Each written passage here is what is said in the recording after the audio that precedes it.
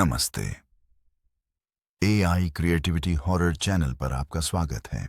कहानी में आगे बढ़ाने से पहले अपने कानों पर हेडफोन लगा लें। तो चलिए कहानी में आगे बढ़ते हैं। यह कहानी वर्मोंट के एक सुनसान इलाके की है। इलियास नाम का एक फ्रीलांसर रात की शिफ्ट में काम करने का आदी था। उसे रात का सन्नाटा पसंद था, जब तक कि उस रात उसके कीबोर्ड की आवाज एक अजीब शोर से नहीं टूट गई। टप टप टप। वह आवाज मुख्य दरवाजे से नहीं, बल्कि उसकी दूसरी मंजिल की बालकनी के कांच वाले दरवाजे से आ रही थी। पहला खतरा इलियास जम गया। वहां न कोई सीढ़ी थी, न ही पास में कोई पेड़। उसने कांपते हाथों से पर्दे को जरा सा सरकाया। बाहर दो बच्चे खड़े थे, एक लड़का और एक लड़की, जिनकी उम्र 10 साल से ज्यादा नहीं होगी।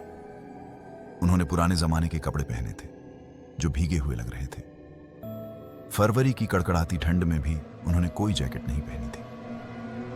हमें अंदर आने दो, लड़के ने कहा। उसकी आवाज किसी बच्चे जैसी थी। वह भारी और सपाट थी, जैसे वह कांच के बाहर नहीं बल्कि इलियास के कान के ठीक पास खड़ रहा हो। बहुत ठंड है, हमारे माता पिता आ रहे हैं, हमें बस फोन इस्तेमाल करने के लिए अंदर आने दो। आंखों का वह गहरा अंधेरा। इलियास ने एक पल के लिए दया आकर ताला खोलने के लिए हाथ बढ़ाया, लेकिन जैसे ही उसकी उंगलियां ठंडे हैंडल को छुईं, बालकनी की लाइट जल गई। तभी उसने उन्हें देखा। उनकी आंखें सिर्फ काली नहीं थीं, वे शून्य थीं। न सफेद हिस्सा, न पुतली, न कोई रंग, बस दो गहरे काले गड्ढे जिनमें कोई चमक नहीं थी।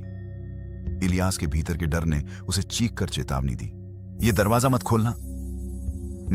मैं नहीं खोल सकता, इलियास हकलाया। "मैं पुलिस को फोन करता हूं, वे तुम्हारी मदद करेंगे।" लड़की का चेहरा गुस्से से बिगड़ने लगा। "तुम्हें हमें आमंत्रित इनवाइट करना ही होगा," वह फुसफुसाई। अचानक कमरे का तापमान गिर गया। इलियास के कमरे में ही उसकी सांसें धुएं की तरह जमने लगी। सन्नाटे का टूटना। इलियास पीछे हटा और रसोई की तरफ भागा। उसने अपना फोन उठाया, लेकिन स्क्रीन पर केवल अजीब से निशान और शोर स्टैटिक दिखाई दे रहा था। जब उसने वापस बालकनी की ओर देखा, दरवाजा खुला हुआ था। उसे यकीन था कि उसने उसे लॉक किया था, लेकिन कांच का वह भारी दरवाजा पीछे खिसका हुआ था और सफेद पर्दे भूतों की तरह हवा में लहरा रहे थे। बच्चे वहां नहीं थे, लेकिन घर के अंदर किसी की मौजूदगी महसूस हो रही थी। छाती पर वह भारी वजन वह मुख्य दरवाजे की ओर भागा, लेकिन उसके पैर जैसे जमीन में धंस गए थे। जब तक वह बेडरूम तक पहुंचा, हवा इतनी भारी हो गई थी कि उसमें लोहे जैसी गंध आ रही थी।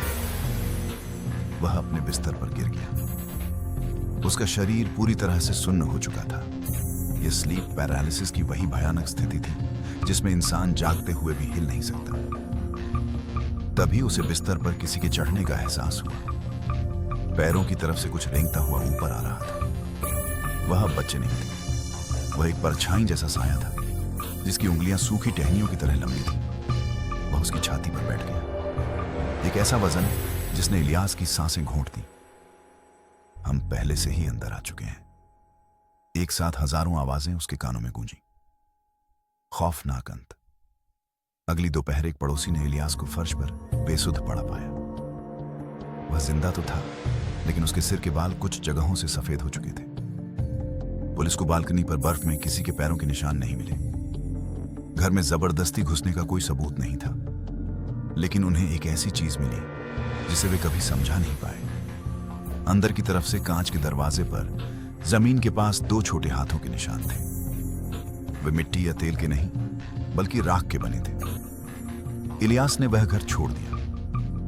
अब वह रात में काम नहीं करता, और आधी रात के बाद अगर कोई दरवाजा खटखटाता है तो वह उसे तब तक नहीं खोलता जब तक वह पूरी तरह आश्वस्त ना हो जाए, क्योंकि कुछ चीजें सिर्फ अंदर नहीं आना चाहती, वे वहीं बस जाना चाहती हैं। अगर आपको यह कहानी पसंद आई तो वीडियो को लाइक जरूर करें और इसे अपने दोस्तों के साथ शेयर करें। ऐसी ही और भी दिलचस्प कहानियों के लिए हमारे चैनल को सब्सक्राइब करना ना भूलें। मिलते हैं अगली कहानी में।